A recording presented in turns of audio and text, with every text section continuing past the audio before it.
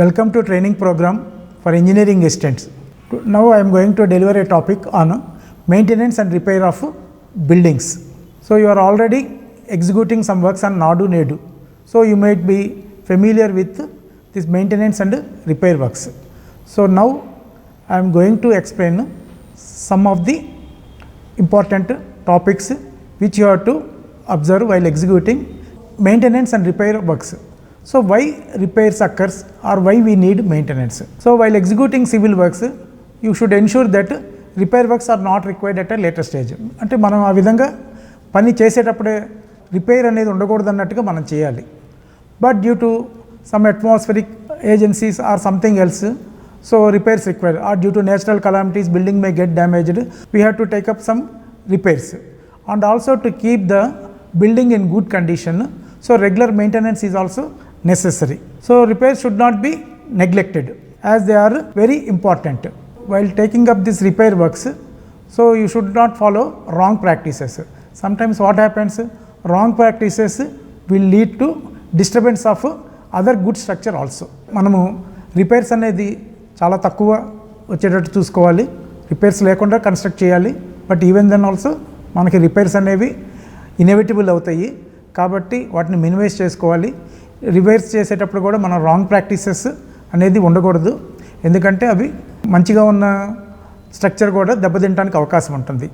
అలాగే మనము పని చేసేటప్పుడు కూడా ఏదైనా ఫాల్టీ కన్స్ట్రక్షన్ ఉన్నా కూడా, ఏదైనా డ్యామేజ్ నోటీస్ చేసినా కూడా దాన్ని వెంటనే మనం కనుక రిపేర్ చేయగలిగితే ఫ్యూచర్లో అది పెద్ద డ్యామేజ్ కాకుండా ఉంటుంది. Building maintenance is work undertaken to keep, restore or improve every facility, that is every part of the building, its services to a currently acceptable standard and to sustain the utility and value of the facility. So here building maintenance means not only the components of the buildings, so you have to maintain its services. So services means lift may be one service, or electricity may be one service, plumbing may be one service. So all these services also you have to maintain properly, and if any defects occur you have to repair those things. So here we will be discussing some items frequently, though they look same but their meaning will be different. So what are those items? I will explain you one by one. So repair. What is repair? Repair is the process of restoring something that is damaged or deteriorated or broken to good condition. అంటే పాడైపోయిన దాన్ని మనం కనుక దాన్ని మళ్ళీ తిరిగి యథాస్థితికి తీసుకురాగలిగితే దాన్ని repair అంటాం. So maintenance is the act of keeping something in good condition by checking or repairing it regularly. So maintenance అంటే అది పాడవకముందే, అది పాడవకుండా ఉండడానికి దానికి మనం తగు జాగ్రత్తలు తీసుకుంటే దాన్ని మెయింటైన్ చేయగలిగితే, so then we call it as maintenance. So for example white washing ఉందనుకోండి, ఎవ్రీ ఇయర్ మనం కనుక వైట్ వాష్ చేస్తుంటే పాడవకుండా ఉంటుంది. అట్లాగే పెయింటింగ్ ఉందనుకోండి, ఎవ్రీ 5 years సో పెయింటింగ్ చేస్తూ ఉండంటే స్ట్రక్చర్ దెబ్బతినకుండా ఉంటుంది. So maintenance. So rehabilitation. So what do you mean by rehabilitation? Rehabilitation is nothing but returning a building or an area to its previous condition. అంటే older బాగా శిథిలావస్థలో ఉన్న బిల్డింగ్ని ప్రస్తుతం వాడుక స్థితిలోకి తీసుకొచ్చేదాన్ని రీహాబిలిటేషన్ అంటాము. సో జనరల్గా ఈ పదాన్ని, సో ఇక్కడ మనం రిపేర్ అనే పదం ఉపయోగించడానికి వీల్లేదు. సో రీహాబిలిటేషన్ అనమాట, శిథిలావస్థలో ఉన్న బిల్డింగ్ని వాడుకలోకి తీసుకెదాన్ని రీహాబిలిటేషన్ అంటాం. అట్లాగే మరొక మాట retrofitting. So what is retrofitting? Retrofitting is nothing but seismic strengthening carried out to upgrade the seismic resistance of a damaged building. So మనకి ఎర్త్క్వేక్స్ వచ్చిన తర్వాత, లాతూర్ ఎర్త్క్వేక్ కానీ బుర్జ్ ఎర్త్క్వేక్ వచ్చిన తర్వాత మనకి బిల్డింగ్స్ చాలా డ్యామేజ్ అయిపోయినాయి. అదేవిధంగా వేరే మంచి కండిషన్లో ఉన్న బిల్డింగ్స్ ఫ్యూచర్లో ఏదైనా ఎర్త్క్వేక్ వస్తే డ్యామేజ్ అవ్వకుండా ఉండటానికి వాటన్నిటిని మనము స్ట్రెంథన్ చేస్తాము. అలాంటి వాటన్నిటిని మనము రెట్రోఫిట్టింగ్ అంటాము. సో జనరల్గా మనం డిపార్ట్మెంట్లో చేసే వర్క్స్ అయితే మెయిన్ ఇవే అనమాట. సో రిపేర్స్ అండ్ మెయింటెనెన్స్, ఈ 2 పదాలు మనం జనరల్గా ఉపయోగిస్తుంటాము ఎక్కువగా, repairs and maintenance. So our subject will be maintenance and repairs of buildings. So what are the objectives of maintenance? So one is prevention of damages. So damages అవ్వకుండా ఉండటం మనం maintain చేయాలి బిల్డింగ్. సో డ్యామేజెస్ అక్కర్ కాకూడదు. Damages ఎందుకు అక్కర్ కాకూడదు అనేది మనం ఇందాకే చెప్పుకున్నాం కదా, due to natural agencies. So damages అవ్వడానికి అక్కువ. So to have a good appearance and working condition also, so we have to prevent those damages. Repair of defects, so which have already occurred in the structure, so that repairing. Of defects, damage అయిన వాటిని మనం చేసేది repair of defects. So that is another objective. So sometimes to improve the facilities depending on the development that is taking place in the building engineering. So ఏమన్నా మనం ఆ బిల్డింగ్కి improvements, technology పెరిగిపోయి మనం ఏదన్నా న్యూ చేయాలంటే కూడా then to improve the facilities. So in such case also we will maintain the building. Bureau of Indian Standards has published one book, Causes and Prevention of Cracks in Buildings. So there is one book, handbook, Causes and Prevention. So it mainly deals with non-structural cracks. So there are two types of cracks, structural cracks, non-structural cracks. So we will discuss later. So this book mainly covers all non-structural cracks. These non-structural cracks may be due to moisture changes, thermal variations, elastic deformations, creep, etc. So we will be discussing it later. In this book, all examples are given how to prevent those defects. So what are the causes for those damages and how to prevent all those things, it is given in this book. So you can refer this book. So types of maintenance. What are the different types of maintenance? So maintenance work can be broadly divided into 4 categories: preventive maintenance, corrective or remedial maintenance, routine maintenance and special maintenance. So what is preventive maintenance? So we all know that prevention is better than cure. Preventive maintenance means is nothing but the maintenance work which is done before the defects occurred or damage developed. మనకి ఉన్న building స్ట్రక్చర్లో కానీ defects రాకముందు కానీ damage అక్కడ కాకముందే మనం చేసేదాన్ని preventive maintenance అంటాం. So it includes thorough inspection, planning the programs and maintenance and executing the work. So this preventive maintenance it depends upon the specification, condition and use of structure. So some examples of this preventive maintenance. So you can see here some examples are given. So roof. So what you have to maintain? Check out roofing before monsoon. So check out water logging on the roof. So there will be sometimes water logging on the roof. ఏదన్నా dust అలాంటి అన్ని బడి మనకి ఆ rain water pipes అవన్నీ చౌకైన అనుకోండి water stagnate అవుతుంది. సో బిఫోర్ మాన్సూన్ ఏంటంటే మనం అలాంటివన్నీ చూడాలి. మనం ఆ వాటర్ని కనుక బయటికి పంపించకపోతే, డ్రైన్ అవుట్ చేయకపోతే మనకి ఆ వాటరు స్లాబ్లోకి పెనట్రేట్ అయ్యి స్టీల్ కరోడ్ అవడానికి అవకాశం ఉంటుంది. కాబట్టి మనం అట్లాంటిది. So clean out rain water channel before monsoon. Clean unwanted growth of vegetation on the roof. So మనకి రూఫ్ మీద డస్ట్ అంతా కూడా పడుతుంది కాబట్టి సో చిన్న చిన్న మొక్కలు మొలవడానికి అవకాశం ఉంటుంది. Vegetation growth will be there. So that has to be removed. Check out for damages of ceiling every 3 months. So you have to check out whether any damages are occurred on the ceilings. Walls. So walls, check for damages, cracks and settlements every 6 months. So sometimes due to foundation, differential settlement of foundations, so cracks may occur in walls also. So you have to observe all those things. Check for deterioration of bricks in exposed brickworks. Check for growth of weeds and fern in exposed brickwork and remove the same. So brickwork లో కూడా ఏమైనా cracks ఉంటే అక్కడ కూడా vegetation మొలవటానికి అవకాశం ఉంటుంది కాబట్టి so అలాంటివి ఏమైనా ఉంటే కూడా మనము ఆ క్రాక్స్ పెద్ద ఇవ్వకుండా so you have to remove all those things. So floors, sweep all floors daily, wash all floors weekly, check for damages and cracks every 3 months. So doors and windows, daily close and lock all doors and windows after working. So doors and windows మనం ప్రతిరోజు వాటిని యూసేజ్లో ఉంచాలన్నమాట. అంటే close చేయటము, open చేయటం ఉండాలి. అట్లా మనం చాలా రోజులు ఏదైనా డోర్ని ఓపెన్ చేయకపోతే తర్వాత డోర్ ఓపెన్ చేయాలన్నా కూడా ప్రాబ్లం అయింది. ఎందుకంటే హింజెస్ అన్నీ కూడా స్ట్రక్ అయిపోతుంటాయి. So because of rust formation or whatever it may be, so door సరిగ్గా తెరుచుకోదు. సో అందుకని మనం ఏంటంటే due to moisture changes also ఒక్కోసారి తలుపు పడకపోవడం ఉంటుంది. So daily we have to check all those things. During cyclones and heavy gales also close the doors and windows. Cyclones వచ్చినప్పుడు కూడా మనం డోర్స్ విండోస్ కనుక క్లోజ్ చేయకపోతే గాలి కొట్టుకొని పడవటానికి అవకాశం ఉంది. Use door stopper while shutters are opened. So weekly dust all doors and windows, remove cobwebs, సాలిగూడ్లు అట్లాంటివి ఏమైనా ఉంటే కూడా మనం రిమూవ్ చేయాలి. So check for damages in frames, shutters and hardware for every 3 months and you have to repair all these things. Similarly toilets also. Toilets కూడా మనం దాంట్లో యూస్ చేసే ఫిక్చర్స్ వాటన్నిటికి కూడా లిమిటెడ్ లైఫ్ పీరియడ్ ఉంటుంది. We have to clean those things daily so to improve their life period. Check for damages every 3 months. Water drainage, check all channels and gutters, inspection chambers, drainage pipes and clear before monsoon there should be. So electrical installation and fans, so they have to be cleaned annually, all these things. So this is preventive maintenance. So ఇవన్నీ ఏంటంటే damage ఒక్కరు కాకముందే అవి damage కాకుండా ఉండడానికి మనం చేసే వాటిని ప్రివెంటివ్ మెయింటెనెన్స్ అంటాం. So next one is corrective maintenance or remedial maintenance. So corrective maintenance as the name it indicates, so this is the maintenance taken up after the defects have been occurred. ఏదైనా స్ట్రక్చర్లో డ్యామేజెస్ అయిన తర్వాత మనం repair చేస్తుంటే so then we call it as corrective maintenance.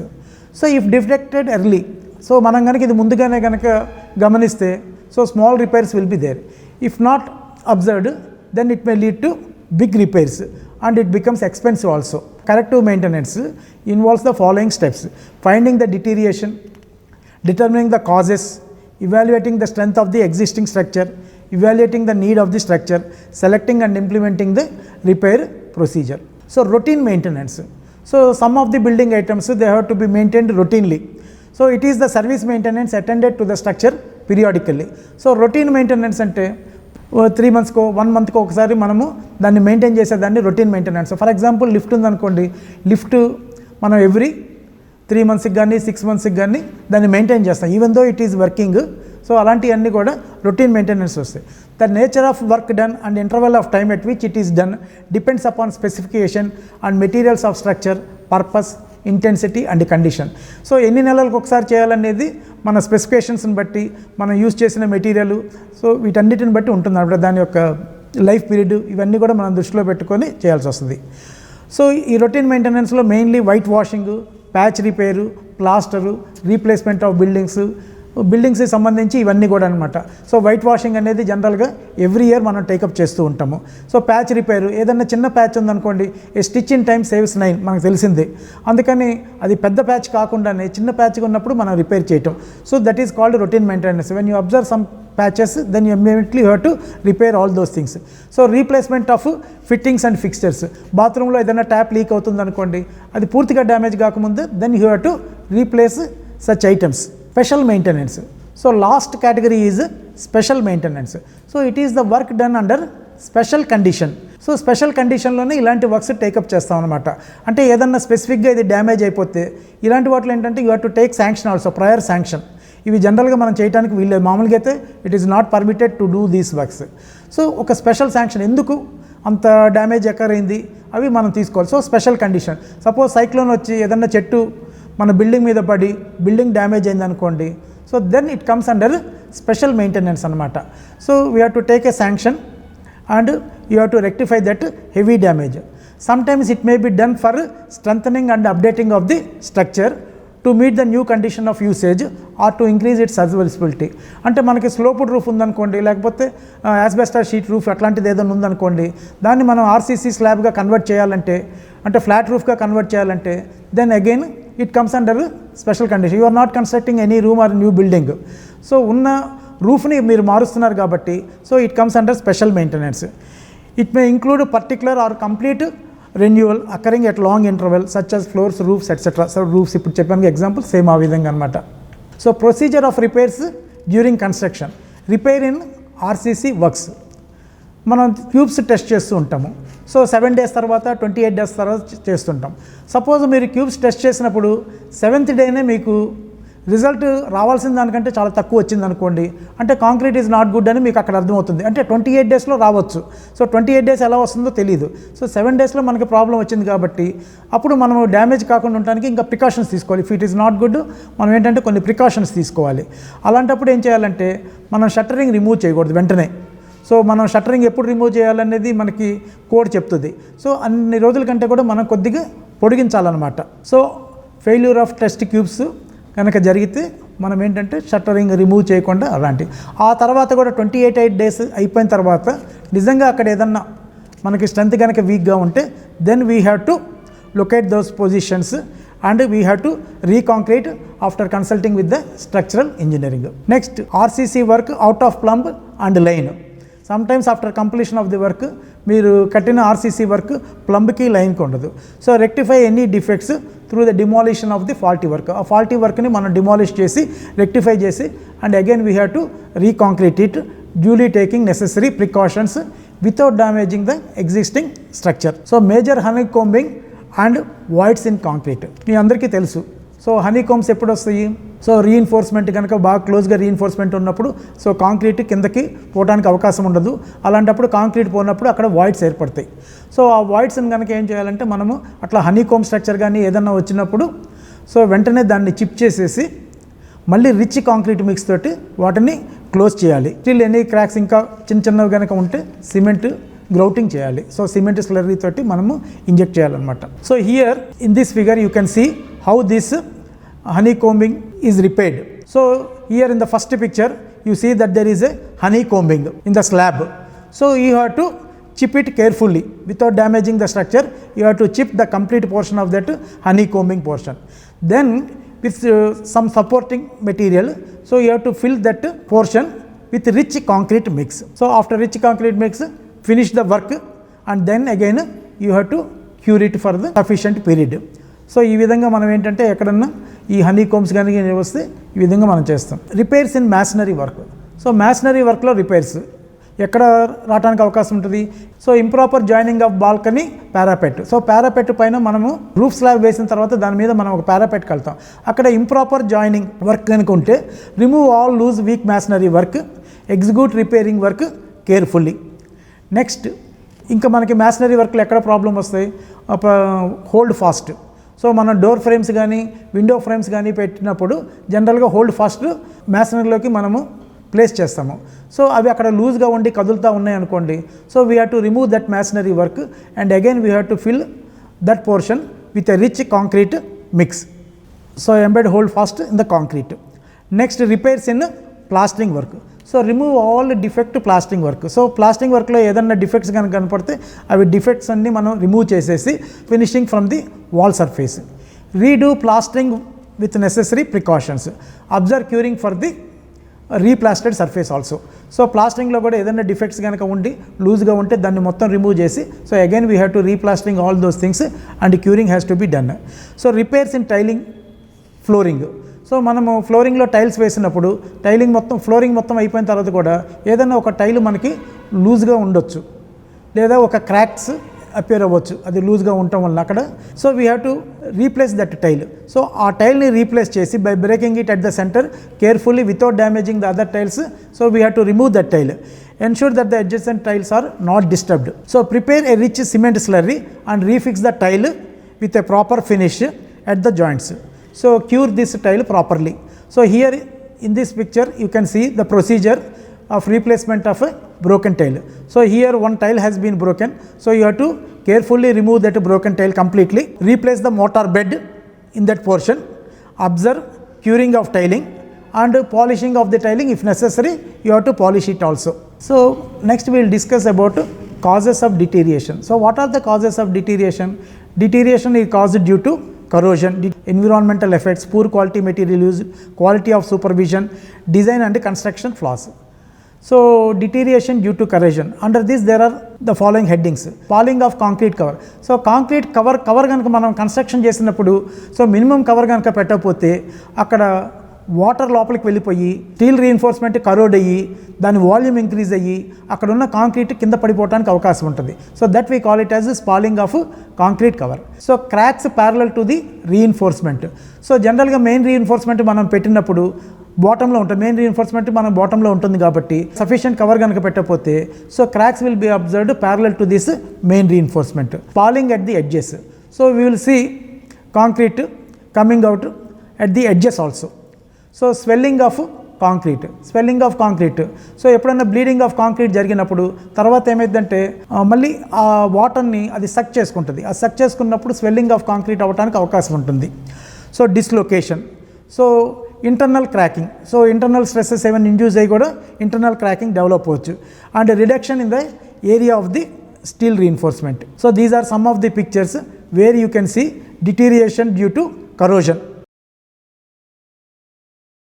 Another cause of deterioration is environmental effects which leads to deterioration of concrete structure.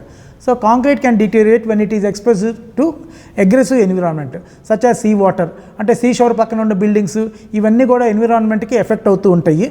So అలాంటి చోట ఎక్కువ డ్యామేజ్ అవటానికి ఉంటాయి. సో రా సీవేజ్, యాసిడ్స్, గ్రౌండ్ వాటరు లేకపోతే ఎన్విరాన్మెంట్లో యాసిడ్ రైన్ పడుతుంటుంది కాబట్టి acid rain పడి మన తాజ్మహల్ డ్యామేజ్ అవుతుందని కూడా మనం చాలాసార్లు వింటూ ఉంటాము. సో వీటన్నిటి వలన కూడా because of environmental effects also building gets damaged, particularly painting కానీ వాటి కలర్స్ అయిపోవటం ఇలాంటివన్నీ కూడా కాంక్రీట్ కూడా డిసింటిగ్రేట్ అవడానికి అవకాశం ఉంటుంది. So this could lead to various defects such as staining, corrosion of reinforcement, cracking and spalling. So environmental effects వలన మనకి కలిగే ఇబ్బందులు ఏంటంటే staining, corrosion of reinforcement, cracking and spalling. So micro cracks present in the concrete are the sources of increase of moisture, atmospheric carbon dioxide into the concrete, which attack reinforcement and various ingredients of the concrete. So here are some photographs showing the effects of environment. So another cause of deterioration is selecting poor quality material for construction. So whatever the material you use it to construction, it should satisfy our specifications. So you have to test the materials which are used in the constructions. So if the materials do not satisfy the requirements, then the building may get damaged. So some of the examples are alkali aggregate reaction and sulfate attack results in early deterioration. If clay material is present in fine aggregate, so it will weaken the mortar aggregate bond and reduces the strength. Similarly, salinity is there in the sand, then it causes corrosion of reinforcing bars as well as deterioration of concrete. So lack of quality supervision at site. సైట్లో కూడా మనకి supervision అనేది చాలా important. So మనం దగ్గరుండి కనుక పని చేయకపోతే వాళ్ళు సరిగ్గా చేయలేదనుకోండి, అప్పుడు కూడా అంటే వైబ్రేట్ ద కాంక్రీట్. సో సరిగ్గా వైబ్రేట్ చేయకపోయినా ప్రాబ్లమే, ఎక్కువ చేసినా కూడా ప్రాబ్లం. అందుకని వర్క్ మనము ప్రాపర్ సూపర్విజన్ ఉండాలి. So construction work should be carried out as per laid down the specification. So మనకి డీటెయిల్డ్ స్పెసిఫికేషన్స్లో మనకి టెక్నికల్ స్పెసిఫికేషన్ ఉంటుంది. ప్రతి వర్క్ ఎలా చేయాలి, ఎంతసేపు చేయాలి, ఇవన్నీ కూడా ఉంటాయన్నమాట. సో దాని ప్రకారం చేయకపోతే ఇలాంటి. So insufficient vibration may result in porous and honey combed concrete, where as excess vibration may cause segregation. So sources of water leakage in the buildings. So here you see in this picture, so water is leaking from the roof. So what are the sources for leakage of water? So water leakage through slabs, roofs and terrace. So why water is leaking through slabs, roofs and terrace? Improper slopes. So పైన కనుక roof slab పైన proper slope కనుక మనం maintain చేయకపోతే during construction, so water will stagnate there. అట్లాగే drain pipes, water drain pipes కనుక water కనుక clog అయిపోయినాయి అనుకోండి, వాటర్ కింద పోవడానికి అవకాశం ఉండదు in such cases. Cracks and damaged terrace slab also make the water stand on the rooftops.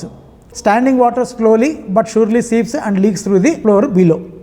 So standing water అనేది ఉండకూడదు, ప్రాపర్ స్లోప్స్ మెయింటైన్ చేయాలి మనము.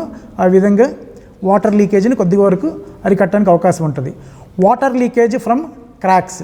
సో ఏదైనా బిల్డింగ్లో కనుక క్రాక్స్ డెవలప్ అయినాయి అనుకోండి, సో వాటర్ అందులో నుంచి లీకేజ్ అవడానికి అవకాశం ఉంటుంది. సో క్రాక్స్ ఫామ్ అవుతాయి. సో క్రాక్స్ ఫామ్ అవడానికి మెయిన్ కాజ్ ఏంటంటే due to corrosion of reinforcement. So reinforcement crore అయినప్పుడు దాని వాల్యూమ్ పెరిగిద్ది. ఆ వాల్యూమ్ పెరిగేటప్పటికి ఆ కాంక్రీట్ అది చిప్ అవడానికి అవకాశం ఉంటుంది, బయట స్పాల్ అవడానికి అవకాశం ఉంటుంది. కాబట్టి అలాంటి చోట కూడా మనకి ఇలాంటి ప్రాబ్లమ్స్ వస్తాయి. అట్లాగే వాల్స్లో కానీ మ్యాషనరీ వాల్స్లో కానీ ఏమైనా క్రాక్స్ ఫామ్ అయినా కూడా దాంట్లో నుంచి లీకేజ్ అవ్వడానికి అవకాశం. Cracks also occurs at locations where vegetation growth has taken place.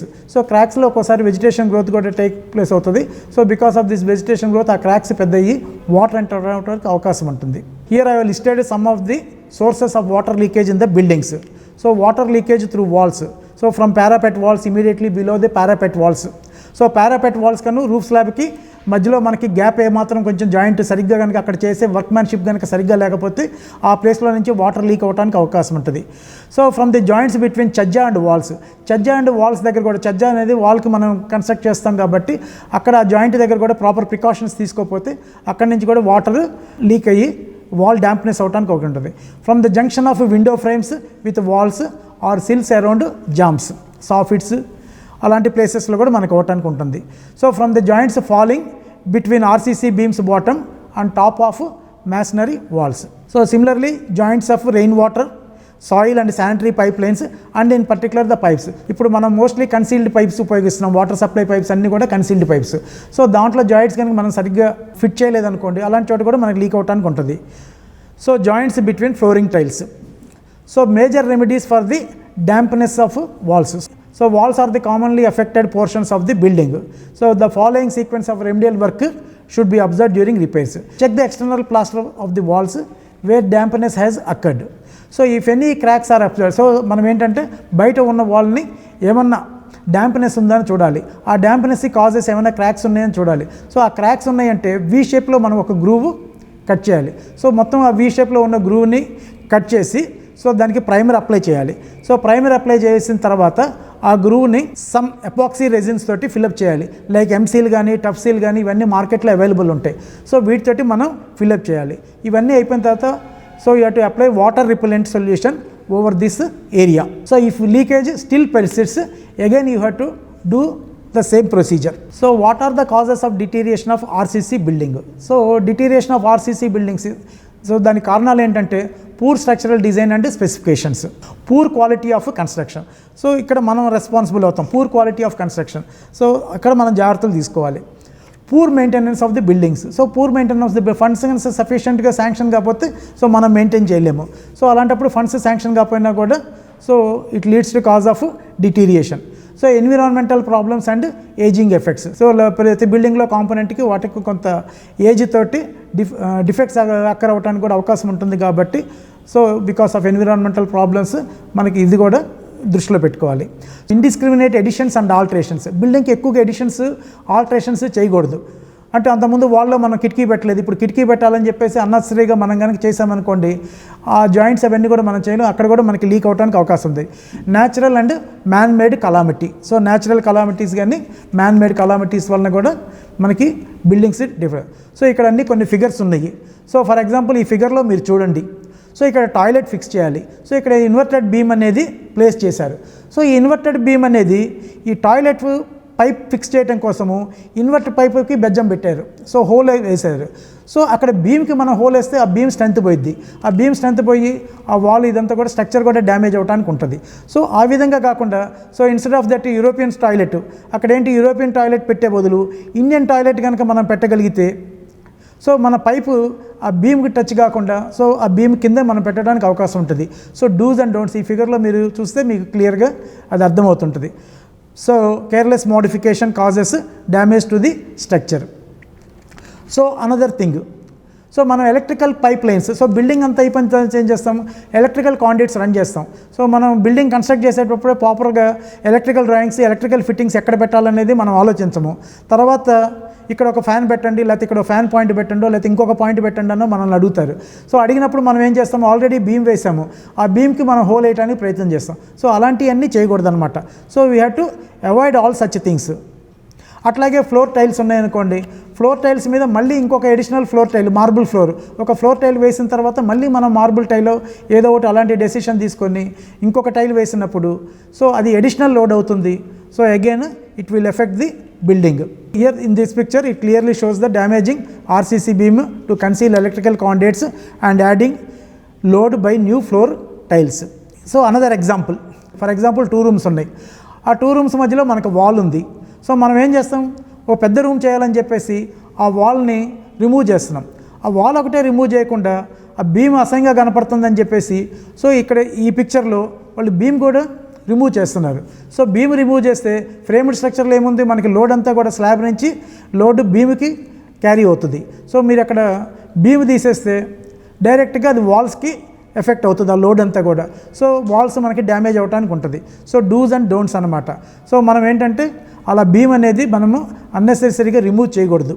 Next, cracks in buildings. So a building component develop cracks whenever stress in the component exceeds its strength. So stress is caused either by externally applied load or internally generated force. Cracks అనేది external load వల్ల కానీ లేకపోతే internally induced stresses వల్ల కూడా మనకు అవుతుంటాయి. So ఇందాక మీకు చెప్పాను కదా, handbook on cracks, building causes and prevention of cracks in buildings ఉంది కదా. సో దాంట్లో మనం నాన్ స్ట్రక్చరల్ క్రాక్స్ అన్నాం. అసలు క్రాక్స్ ఏ టైప్స్, 2 టైప్స్ ఉన్నాయి, structural cracks and non structural cracks. So here you can see the diagram. So cracks can be classified into 2 categories, structural cracks and non-structural cracks. So structural cracks are due to incorrect design, faulty construction and overloading the structure. So these causes structural cracks. So non-structural cracks. So non-structural causes cracks are caused due to internal stresses in the building materials. Due to internal stresses. So what are the causes? So one is moisture changes. So due to moisture changes, some internal stresses may be induced in the building materials. Thermal movement or temperature changes. So elastic deformation, chemical reaction between the materials. So foundation movement and settlement of the soils. So vegetation growth. So these come under non-structural cracks. So here you can see in this picture concrete cracks due to moisture movement. Similarly here change in temperature causes the cracks. ఇందాక temperature causes. So మనం ఏంటి brick work పైన RCC slab construct చేస్తాం, reinforced slab construct చేస్తాం. Slab కింద మనకి brick ఉంటుంది. So brick coefficient of expansion different, తర్వాత RCC slab coefficient of, because due to difference in the coefficient of expansion ఏమవుతుందంటే అన్ఈక్వల్ ఎక్స్పాన్షన్ ఉండి so cracks develop అవడానికి అవకాశం ఉంది. Here you can observe in this picture. So foundation movement and settlement of soils. Due to the movement of foundation and settlement of soil causes shear cracks in the area. So due to settlement of soils also మనకి ఏంటంటే ఈ విధంగా cracks develop అవడానికి వీలు ఉంటుంది. ఈ పిక్చర్లో మీరు చూసినట్టుగా. So cracks due to vegetation. So sometimes what happen, so near to our building, so there may be a big tree, the roots damage the foundations. So the roots will penetrate into the foundations and it will damage or it will pushes the foundation. So here you can see that. So sometimes, so if some big cracks occur in the walls, so what happens, some plant will grow in those things.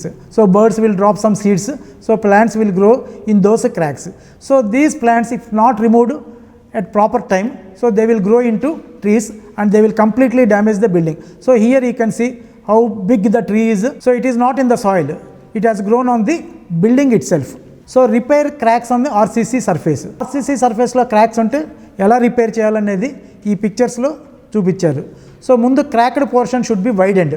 So మనకి ఏదన్నా roof slab మీద ఒక చిన్న crack కనపడ్డది అనుకోండి, ఆ క్రాక్ని widen చేయాలి.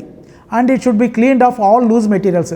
సో కంప్లీట్ డ్రైగా ఉండాలి, దాంట్లో ఉన్న చెత్త చెదారం అంతా డస్ట్ అంతా కూడా రిమూవ్ చేయాలి. అంటే it should be cleaned. Fill the cracked portion by pressure grouting or guniting. The material for such grouting can be epoxy or cement. So ఇప్పుడు మనకి రెడీమేడ్గా సమ్ ఎపాక్సీ గ్రౌటింగ్ మెటీరియల్స్ మనకి డైరెక్ట్గా మార్కెట్లో అవుతుంది.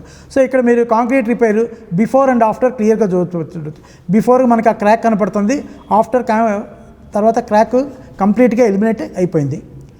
Repair cracks on joint of RCC slab and brick work. ఈ ఫిగర్లో మీకు ఆర్సీసీ స్లాబ్కి బ్రిక్ వర్క్ మధ్య ఉంటే ఆ పోర్షన్ని మనం రిమూవ్ చేసేసి ఆ ప్లాస్టర్ ఎక్కడైతే ఉందో ఆ ప్లాస్టర్ రిమూవ్ చేస్తాము. ప్లాస్టర్ రిమూవ్ చేసిన తర్వాత లోపల ఏమైనా క్రాక్స్ ఉన్నాయని తెలుస్తుంది.